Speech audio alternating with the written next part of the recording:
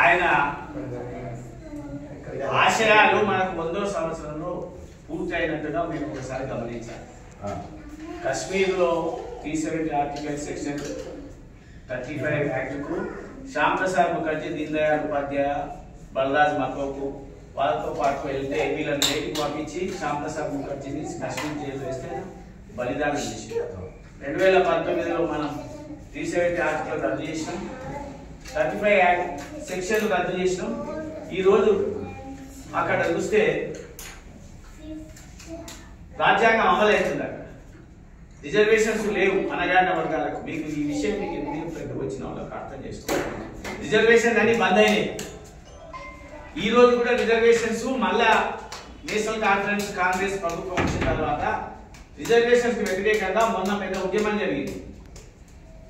అన్ని ముస్లిం పార్టీలు, అన్ని జిహాదీ పార్టీలు రిజర్వేషన్స్ రద్దు చేయమంటున్నారు. అనగారిన వర్గాల పొద్దని అన్ని మా తుర్కులకే కావాలంటారు.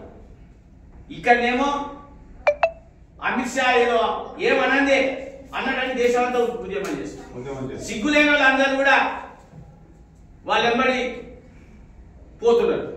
నేనేమని అదే మనకు రిజర్వేషన్ లేవురా అనగారిన వర్గాలకు జమ్మూ కాశ్మీర్లా దేశమంతా రిజర్వేషన్స్ ఉన్నాయి. రిజర్వేషన్ దాని కొరకు ఉద్యమం చేస్తలేడు ఎవడు. పార్లమెంట్ లో రాజ్యసభలో అమిత్ షా అంబేద్కర్ గురించి ఎంత గొప్పగా చెప్పినా అంత గొప్పగా చెప్పిండు. ఆయన బతుకున్నప్పుడేమో ఆయన అన్యాయం చేసింది, చనిపోయినాక ఆయనకు భారతరత్న ఇవ్వకపోతుంది, ఆయన ఫోటో పెట్టకపోతుంది, ఆయన స్మారకం నిర్మించకపోతుంది. ఇప్పుడు అంబేద్కర్ అంబేద్కర్ అంబేద్కర్ దేవుడు దేవుడు అని అంటున్నారు. ఆ రోజు మీరు ఏం చేసిన అనే మాట అన్నాడు. నేను విన్నా ఆయన మాట. అంటే ఆయన అంబేద్కర్ అంబేద్కర్ దేవుడు దేవుడు అన్నారా అని ఒక మాట తప్పుడు మాట చెప్పి ఆయన బదనాలు చేస్తున్నారు తప్ప ఆయన ఆశయాలు మొత్తం మనం నెరవేర్చినాం.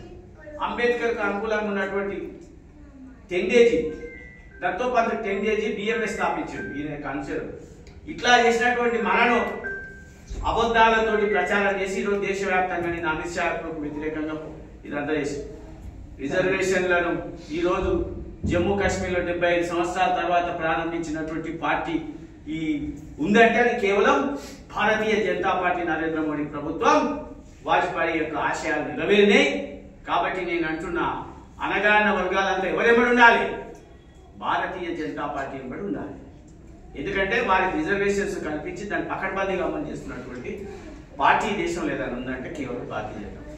బదనాం మన మీద చెప్తున్నారు తప్ప పని చేసేది మనం అనే సంగతిని నేను ఈ సందర్భంగా విజ్ఞప్తి చేస్తూ, తప్పనిసరిగా కాంగ్రెసులు, డాంగే కమ్యూనిస్టులు వీళ్ళు ఎంతమంది ఎన్ని మొత్తుకున్నా ప్రజలు భారతీయ జనతా పార్టీ వెంబడి ఉన్నారు.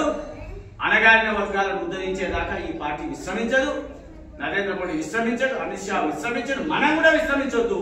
అనగారిన వర్గాలు అంత్యోదయ పథకంగా దీన్ దయాళ్ ఉపాధ్యాయ చెప్పినట్టుగా